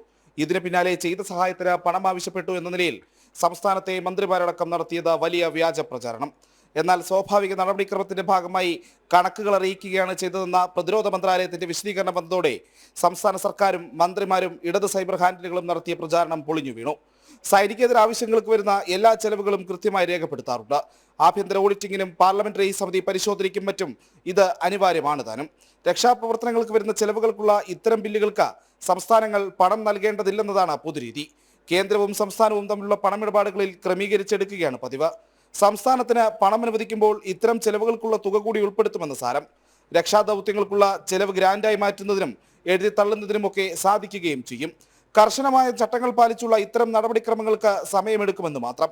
യാഥാർത്ഥ്യം ഇതായിരിക്കെയാണ് സേനാവിഭാഗങ്ങളെ അടക്കം സംശയത്തിന്റെ നിഴലിൽ നിർത്തിയുള്ള സംസ്ഥാന സർക്കാരിന്റെ പ്രചാരണം. സേനാവിഭാഗങ്ങളെ രാഷ്ട്രീയ വിവാദത്തിലേക്ക് വലിച്ചിഴച്ചതിലും പ്രതിഷേധം ശക്തമാവുകയാണ്. ജനം, തിരുവനന്തപുരം. വയനാട്ടിലെ പുനരധിവാസം വൈകാൻ കാരണം സർക്കാരിന്റെ പിടിപ്പുകേടെന്ന് BJP ദേശീയ നിർവാഹക സമിതി അംഗം PK കൃഷ്ണദാസ്. സംസ്ഥാന സർക്കാരിന് പുനരധിവാസത്തിൽ വ്യക്തതയില്ല. ദുരന്ത പശ്ചാത്തലത്തിൽ ലഭിച്ച പണത്തിന്റെ കണക്ക് സംസ്ഥാനം പുറത്തുവിടണം. CMDRFലേക്ക് വന്നതും സർക്കാർ ചെലവഴിച്ചതുമായ തുകയുടെ കണക്ക് പുറത്തുവിടണം. വയനാട് ദുരന്തത്തെ രാഷ്ട്രീയ ആയുധമാക്കുന്ന നടപടി ഒഴിവാക്കണം. പുനരധിവാസം സാധ്യമായില്ലെങ്കിൽ മുഖ്യമന്ത്രി രാജിവെക്കണമെന്നും PK കൃഷ്ണദാസ് പറഞ്ഞു. കെ ഫോൺ വഴി ഉപയോഗിച്ച ഇന്റർനെറ്റിന്റെ ബില്ലൊടുക്കാൻ സർക്കാരും വകുപ്പുകളും തമ്മിൽ തർക്കം. കെ ഫോൺ കമ്പനിക്ക് സർക്കാർ സ്ഥാപനങ്ങളിൽ ഇന്റർനെറ്റ് ഉപയോഗിച്ച വകയിൽ ലഭിക്കേണ്ടത് 20 കോടി രൂപ. 85ഓളം സർക്കാർ സ്ഥാപനങ്ങളിലേക്ക് ബില്ല് അയച്ചിട്ടും തിരിഞ്ഞു നോക്കാതെ വകുപ്പുകളും സർക്കാരും. പദ്ധതിയുടെ നടത്തിപ്പുകാരായ ബെൽ കൺസോർഷ്യത്തിനും ഇതുവരെ തിരിച്ചടവ് നൽകാൻ സർക്കാരിന് സാധിച്ചിട്ടില്ല. 85 സർക്കാർ സ്ഥാപനങ്ങളിലായി 21 കോടി രൂപയുടെ ബില്ലുകളാണ് ഇന്റർനെറ്റ് ഉപയോഗിച്ച വകയിൽ കെ ഫോൺ അയച്ചിട്ടുള്ളത്. ഇതിൽ 1 കോടി രൂപ മാത്രമാണ് കെ ഫോൺ കമ്പനിക്ക് തിരികെ ലഭിച്ചത്. 20 കോടി രൂപയെ പറ്റി സർക്കാരോ വകുപ്പുകളോ മിണ്ടുന്നില്ല. 1.5 വർഷങ്ങൾക്ക് മുമ്പ് ചീഫ് സെക്രട്ടറിയുടെ നിർദ്ദേശപ്രകാരമാണ് സംസ്ഥാനത്തെ മിക്ക പൊതുസ്ഥാപനങ്ങളും കെ ഫോൺ വഴി ഇന്റർനെറ്റ് കണക്ഷൻ എടുത്തത്. നിർബന്ധിച്ച് ഇന്റർനെറ്റ് കണക്ഷൻ എടുത്തത് സർക്കാരാണെന്നും തുക സ്ഥാപനങ്ങൾ അടയ്ക്കേണ്ട ബാധ്യതയില്ലെന്നുമാണ് വകുപ്പുകളുടെ ന്യായീകരണം. സർക്കാരിന്റെ നിർദ്ദേശപ്രകാരം കണക്ഷൻ നൽകിയ സ്ഥാപനങ്ങളുടെ ബിൽ തുക ഓരോ വർഷവും ബജറ്റിൽ ഉൾപ്പെടുത്തി ഗഡുക്കളായി കെ ഫോൺ നൽകണമെന്നായിരുന്നു ആദ്യത്തെ ധാരണ. ധനവകുപ്പ് എതിർത്തതോടെ നടപ്പായില്ല. പകരം സംവിധാനം ഏർപ്പെടുത്താതായതോടെ ബില്ലുകൾ കുടിശ്ശികയായി. വാണിജ്യാടിസ്ഥാനത്തിൽ പ്രവർത്തനം തുടങ്ങിയ ഏതാണ്ട് 350 കോടി രൂപയാണ് സർക്കാർ കെ ഫോണിൽ നിന്ന് മാത്രം വരുമാനം പ്രതീക്ഷിച്ചത്.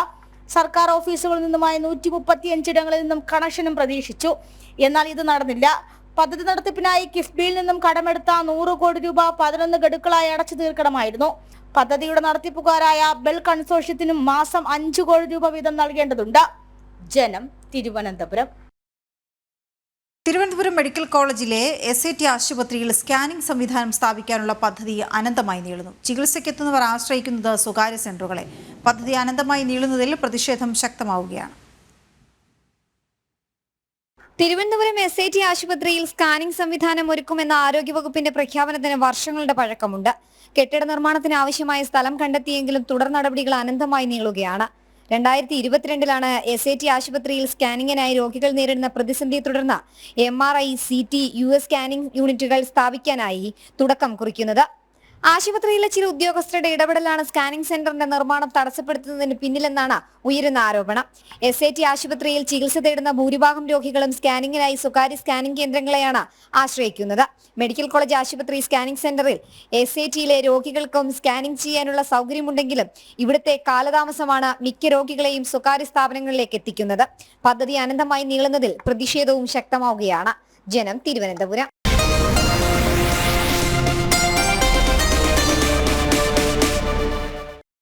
പഴശ്ശിരാജ ബ്രിട്ടീഷുകാർക്കെതിരെ പോരാടിയതുപോലെ അധിനിവേശങ്ങൾക്കെതിരെ പോരാടണമെന്ന് RSS സർക്കാര്യവാഹ ദത്താത്രേയ ഹൊസബളെ. സാമ്പത്തിക സാങ്കേതിക മേഖലകളിൽ ഇന്ന് രാജ്യം വൈദേശിക ആക്രമണം നേരിടുന്നുവെന്നും ഇതിനെതിരെ ജാഗ്രത വേണമെന്നും അദ്ദേഹം പറഞ്ഞു. കണ്ണൂർ എളക്കുഴിയിലെ പഴശ്ശിരാജ സാംസ്കാരിക നിലയം ഉദ്ഘാടനം ചെയ്ത് സംസാരിക്കുകയായിരുന്നു അദ്ദേഹം. സാമൂഹിക സാംസ്കാരിക മേഖലയിൽ വളർച്ച ലക്ഷ്യമിട്ടുകൊണ്ടാണ് ഏളക്കുഴിയിലെ പഴശ്ശിരാജ സാംസ്കാരിക നിലയം RSS സർക്കാര്യവാഹ് ദത്താത്രേയ ഹൊസബളെ നാടിന് സമർപ്പിച്ചത്. സംഘപ്രവർത്തകരുടെ ത്യാഗം ഓർമ്മിപ്പിച്ചുകൊണ്ടായിരുന്നു ഉദ്ഘാടന പ്രസംഗത്തിലെ അദ്ദേഹത്തിന്റെ ഓരോ വാക്കുകളും. കർത്തവ്യം മറക്കാതെയാണ് പ്രദേശത്തെ സ്വയം സേവകർ പതിറ്റാണ്ടുകളായി പ്രവർത്തിക്കുന്നത്. ആ അർപ്പണത്തിന്റെ തെളിവാണ് ഈ സാംസ്കാരിക നിലയമെന്നും അദ്ദേഹം പറഞ്ഞു. വൈദേശിക അക്രമത്തെ കരുതിയിരിക്കേണ്ട സാഹചര്യമാണ് ഇപ്പോഴെന്നും അദ്ദേഹം ഓർമ്മിപ്പിച്ചു.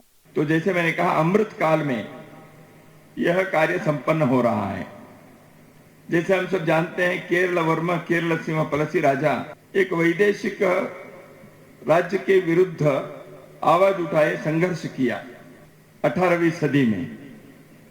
तो इस क्षेत्र के लोगों को उन्होंने जागरूक किया. विदेशी आक्रामकता के विरुद्ध एक संघर्ष खड़ा किया. आज भारत के ऊपर कई प्रकार के विदेशी आक्रमण सांपत्तिक क्षेत्र में, आर्थिक क्षेत्र में, टेक्नोलॉजी से, वैचारिक दृष्टि से वो भी होते हैं. इसलिए समाज को इस दृष्टि से भी सशक्त, सजग रखना चाहिए, जागरूक रखना चाहिए. രാഷ്ട്രീയ സ്വയം സേവക സംഘം ഉത്തര കേരള പ്രാന്ത സംഘചാലക് അഡ്വക്കേറ്റ് KK ബലറാം ചടങ്ങിൽ അധ്യക്ഷത വഹിച്ചു. മാതാ അമൃതാനന്ദമയി മഠം കണ്ണൂർ മഠാധിപതി സ്വാമി അമൃതകൃപാനന്ദപുരി അനുഗ്രഹ ഭാഷണം നടത്തി. വിഭാഗ് സംഘചാലക് അഡ്വക്കേറ്റ് CK ശ്രീനിവാസൻ, ജില്ലാ സംഘചാലക് CP രാമചന്ദ്രൻ, ഗണ്ട് സംഘചാലക് M അശോകൻ തുടങ്ങിയവർ സന്നിഹിതരായി. പഴശ്ശിരാജ സാംസ്കാരിക സമിതി ചെയർമാൻ ബിജു ഏളക്കുഴി സ്വാഗതവും KP സജിത് നന്ദിയും പറഞ്ഞു. Janam, Kannur. CIC general secretary Hakim Faizy ആദിശ്ശേരിക്കെതിരെ സംസ്ഥാന നേതാവ് അബ്ദുൾ സമദ് പൂക്കോട്ടൂർ. സംസ്ഥയെ നയിക്കുന്നവർ ശരിയല്ല എന്ന് പറയുന്നത് അംഗീകരിക്കാനാകില്ല. സംസ്ഥയുടെ ഡ്രൈവർമാർ ശരിയല്ല എന്നായിരുന്നു ഹക്കിം ഫൈസിയുടെ വിമർശനം. പക്ഷെ സമസ്തയുടെ നേതാക്കളെയാണെങ്കിൽ ഇപ്പോൾ ഉദാഹരണമായി ഇതിന്റെ പ്രസിഡന്റ് സെയ്ദ് ജിഫ്രി മുത്തുക്കോയ തങ്ങൾ, സെക്രട്ടറി ആലിക്കുട്ടി മുസ്ലിയാർ, അതുപോലെ തന്നെ MT അബ്ദുൽ മുസ്ലിയാർ, ഇവർക്ക് അതിന്റെ തലപ്പത്തിരിക്കുന്ന ആളുകൾ, അതുപോലെ സാദിഖലി ശിഹാബ് തങ്ങളും അതിന്റെ തലപ്പത്തിരിക്കുന്ന ആൾ തന്നെയാണ്. അതിന്റെ വിദ്യാഭ്യാസ ബോർഡിന്റെ ഉത്തരവാദപ്പെട്ട വ്യക്തിയാണ്, ട്രഷററാണ്. അത്തരം ആളുകളെയാണ് അദ്ദേഹം ഉദ്ദേശിച്ചത് എങ്കിൽ അത് ശരിയല്ല. കാരണം അവരൊക്കെ സമൂഹത്തിൽ നയിക്കാൻ കെൽപ്പുള്ളവരും ഇരുത്തം വന്ന പണ്ഡിതന്മാരും സമൂഹത്തിൽ അംഗീകാരമുള്ളവരും നിരവധി ശിഷ്യന്മാരുടെയും അനുയായികളുടെയും നേതൃത്വവുമാണ്. അതുകൊണ്ട് അവരെ അങ്ങനെ കുറ്റപ്പെടുന്ന ഒരിക്കലും ഞങ്ങൾക്ക് അംഗീകരിക്കാൻ കഴിയില്ല. അങ്ങനെയാണെങ്കിൽ അത് ശരിയല്ല. ഇടുക്കി മുരിക്കാശ്ശേരി പോലീസ് സ്റ്റേഷനിൽ യുവാവിന്റെ ആത്മഹത്യാശ്രമം. മുരിക്കാശ്ശേരി സ്വദേശി ഷാൽബിൻ ഷാജിയാണ് ആത്മഹത്യാശ്രമം നടത്തിയത്. 30 അടി പൊക്കമുള്ള സംരക്ഷണ ഭിത്തിയിൽ നിന്ന് താഴേക്ക് ചാടി. സാമൂഹ്യവിരുദ്ധ ശല്യമെന്ന പരാതിയിൽ ഇയാളെ സ്റ്റേഷനിൽ വിളിച്ചു വരുത്തിയതായിരുന്നു. സുബിൻ തോമസ് ചേരുന്ന വിവരങ്ങളുമായി. സുബിൻ, എന്താണ് സംഭവിച്ചത്? മുരിക്കാശ്ശേരിയിൽ ഇന്ന് രാവിലെയാണ് ഇത്തരത്തിലുള്ള ഒരു സംഭവം ഉണ്ടായത്. മുരിക്കാശ്ശേരി പോലീസ് സ്റ്റേഷനിലേക്ക് വിളിച്ചു വരുത്തിയ ഷാബിൽ ഷാജി എന്ന യുവാവാണ് ഇത്തരത്തിൽ ആത്മഹത്യാ ശ്രമം നടത്തിയത്. ഈ സംഭവത്തിലേക്ക് ഉണ്ടായ സാഹചര്യം എന്നുള്ളത് ഈ മൂങ്ങാപ്പാറ ക്ഷേത്ര ഭാരവാഹികൾ ഒരു പരാതി നൽകിയിരുന്നു. പ്രദേശത്ത് ക്ഷേത്ര പരിസരം കേന്ദ്രീകരിച്ച് വലിയ രീതിയിലുള്ള സാമൂഹ്യ വിരുദ്ധ ശല്യമുണ്ടെന്ന്, സാമൂഹ്യ വിരുദ്ധ പ്രവർത്തനങ്ങൾ നടക്കുന്നു എന്നടക്കമുള്ള കാര്യങ്ങളെല്ലാം ചൂണ്ടിക്കാണിച്ചുകൊണ്ട് ഒരു പരാതി നൽകിയിരുന്നു. ഇതുമായി ബന്ധപ്പെട്ടുള്ള ചില CCTV ദൃശ്യങ്ങളടക്കം ഈ ക്ഷേത്രം ഭാരവാഹികൾ നൽകുകയും ചെയ്തിരുന്നു. ഇതിന്റെ അടിസ്ഥാനത്തിലാണ് ഈ ഷാബിലിനെ ഇന്ന് പോലീസ് വിളിച്ചു വരുത്തി താക്കീത് നൽകി. ഇതിന് ശേഷം ഈ അവിടെ നിന്ന് ഈ പോലീസ് സ്റ്റേഷനിൽ നിന്ന് ഇറങ്ങിയ ശേഷമാണ് ഷാഹുൽ ഇത്തരത്തിൽ ഈ 30 അടി പൊക്കമുള്ള സംരക്ഷണ ഭിത്തിയിലേക്ക് ചാടിക്കയറിയത്. ശേഷം അവിടെ നിന്ന് താഴേക്ക് ചാടുകയായിരുന്നു. ഇയാളുടെ കഴുത്തിന് സാരമായ പരിക്ക് സംഭവിച്ചിട്ടുണ്ട്. നിലവിൽ ഇയാളെ ഇടുക്കി മെഡിക്കൽ കോളേജ് ആശുപത്രിയിൽ പ്രവേശിപ്പിച്ചിരിക്കുകയാണ്. ഓക്കെ, ശരി സുബിൻ.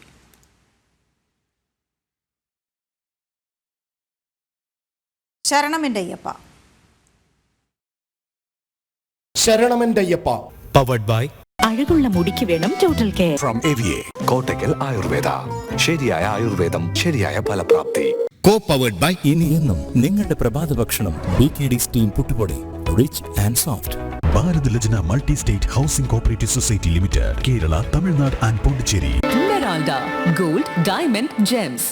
ആതുര സേവന രംഗത്ത് സമർപ്പിത സേവനത്തിന്റെ 50 വർഷങ്ങൾ. ഭാരത് ഹോസ് in association with Makarajyothi group of companies, Pune, Maharashtra. ഇനി നമ്മുടെ വീട്ടിൽ ഉദയഭാരത് കലണ്ടർ തന്നെ. രാമരാജനറിയാം മലയാളക്കര.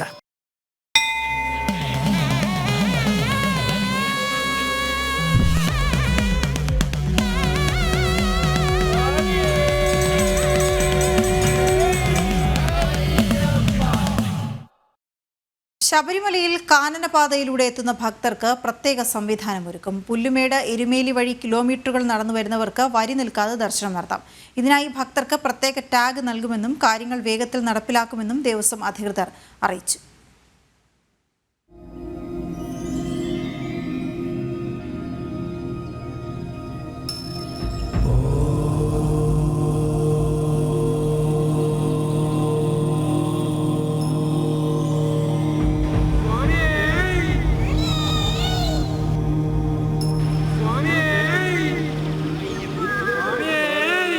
അയ്യനെ കാണാൻ പുല്ലുമേട് വഴിയും എരുമേലി വഴിയും കാനനപാതയിലൂടെ എത്തുന്നത് നിരവധി ഭക്തരാണ്.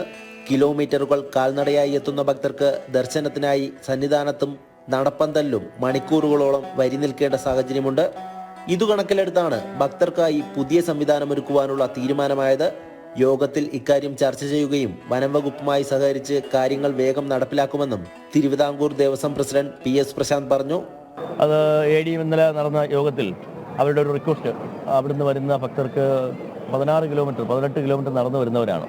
അവരെ വീണ്ടും ഈ ക്യൂ നിർത്തുക എന്ന് പറയുന്നത് ഒരു ശരിയല്ല എന്നുള്ള ഒരു നിർദ്ദേശം വന്നതിൻ്റെ അടിസ്ഥാനത്തിലാണ് നമ്മളങ്ങനെ ഒരു തീരുമാനം എടുത്തിരിക്കുന്നത്. അവിടുന്ന് വരുന്നവർക്ക് മാത്രമായി പ്രത്യേക ഒരു ടാഗ് കൊടുക്കും. ആ ടാഗ് കാണിച്ചാൽ അവിടെ നിന്ന് നമ്മുടെ പമ്പയിൽ നിന്ന് ഇറങ്ങുമ്പോൾ തന്നെ സ്വാമി അയ്യപ്പൻ റോഡ് വഴി കയറി ഇവിടെ വന്ന് ചന്ദ്രാനന്ദൻ റോഡ് വഴി കയറി ഇഞ്ഞ് നടപ്പന്തലിലേക്ക് എത്തി പുല്ലുമേട്ടിൽ നിന്ന് വരുന്നവരെയും കൂടി ചേർത്ത് പ്രത്യേക ഒരു സൗകര്യം ഉണ്ടാക്കാനാണ് ഇപ്പോൾ ആലോചിക്കുന്നത്. ഇത്രയും ദൂരം നടന്നു വരുന്നവരെ തിരിച്ചറിയാനായി പ്രത്യേക ടാഗ് നൽകും. ഇവർക്ക് പമ്പയിൽ നിന്ന് സ്വാമി അയ്യപ്പൻ റോഡ് വഴി സന്നിധാനത്തേക്ക് വരാം. നീലിമല വഴി പോകണമെന്നുള്ളവർക്ക് ആ വഴിയുമാകാം. മരക്കൂട്ടത്ത് വെച്ച് ശരംകുത്തി വഴി ഒഴിവാക്കി തീർത്ഥാടകർക്ക് ചന്ദ്രാനന്ദൻ റോഡ് വഴി സന്നിധാനത്ത് പ്രവേശിക്കുകയുമാകാം. ഇങ്ങനെ പുല്ലുമേട് നിന്നും എരുമേലിയിൽ നിന്നും പ്രത്യേക പാതയിലൂടെ നടപ്പന്തലിലെത്തുന്ന ടാഗ് ധരിച്ച ഭക്തർക്ക് പ്രത്യേക വരിയാണ് ഉണ്ടാകുക. ഈ വരിയിലൂടെ ഭക്തർക്ക് ദർശനം നടത്താം. വരും ദിവസങ്ങളിൽ ഇതു സംബന്ധിച്ച നടപടിക്രമങ്ങൾ ആരംഭിക്കും. ജനം, സന്നിധാനം. കണ്ണൂർ കുന്നത്തൂർപ്പാടി ശ്രീ മുത്തപ്പൻ ദേവസ്ഥാനത്തെ ഈ വർഷത്തെ തിരുവപ്പന മഹോത്സവം 17-ന് ആരംഭിക്കും. ഉത്സവത്തിന് മുന്നോടിയായി പാടിയിൽ പണികൾ പൂർത്തിയായി. വനമേഖലയിലെ ദേവസ്ഥാനത്ത് താൽക്കാലിക മടപ്പുരയും അടിയന്തരക്കാരുടെ പന്തലുകളും ഒരുക്കുന്ന പ്രവൃത്തിയും പൂർത്തിയായി. ക്ഷേത്രവും ശ്രീകോവിലുമില്ലാത്ത വനത്തിനുള്ളിലെ മുത്തപ്പന്റെ ആരൂഢ സ്ഥാനമായ കുന്നത്തൂർപ്പാടി 1 മാസം നീണ്ടു നിൽക്കുന്ന തിരുവപ്പന മഹോത്സവത്തിനായി ഒരുങ്ങിക്കഴിഞ്ഞു. കഴിഞ്ഞ വർഷത്തെ തിരുവപ്പന ഉത്സവത്തിന് ശേഷം ആൾപ്പെരുമാറ്റമില്ലാത്ത പാടിയിൽ പുല്ലും ഈറ്റയും ഓലയും ഉപയോഗിച്ച് താൽക്കാലിക മടപ്പുര നിർമ്മിച്ചു. പാടിയിൽ പണിയെന്ന പേരിൽ അറിയപ്പെടുന്ന ചടങ്ങാണിത്. അടിയന്തരക്കാർ, ചന്ദൻ, കരക്കാട്ടിടം വാണവർ എന്നിവർക്കുള്ള സ്ഥാനിക പന്തലുകളും ഒരുക്കിയിട്ടുണ്ട്. രാവിലെ ഗണപതി ഹോമം, ഉച്ചപൂജ, വൈകുന്നേരം ദീപാരാധനയോടുകൂടി അടിയന്തരം തുടങ്ങും. അടിയന്തരം തുടങ്ങാൻ ഹോമത്തിന് തന്ത്രി സംഭവം കൊടുക്കും.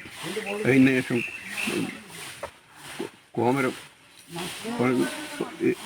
കെട്ടിച്ചുറ്റി പരികുറ്റി കഴിച്ച് ഉടനെ പാടിയിലേക്ക്.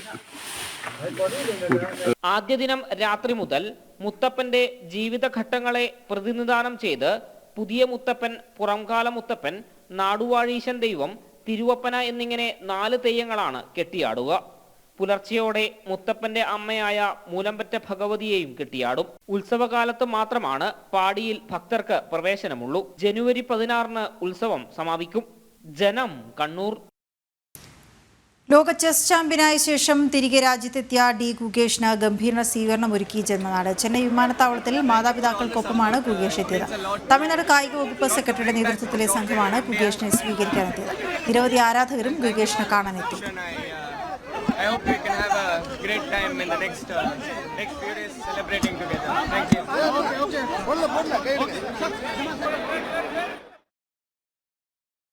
ഉച്ചവാർത്ത പൂർണ്ണമാകുന്നു. നമസ്തേ.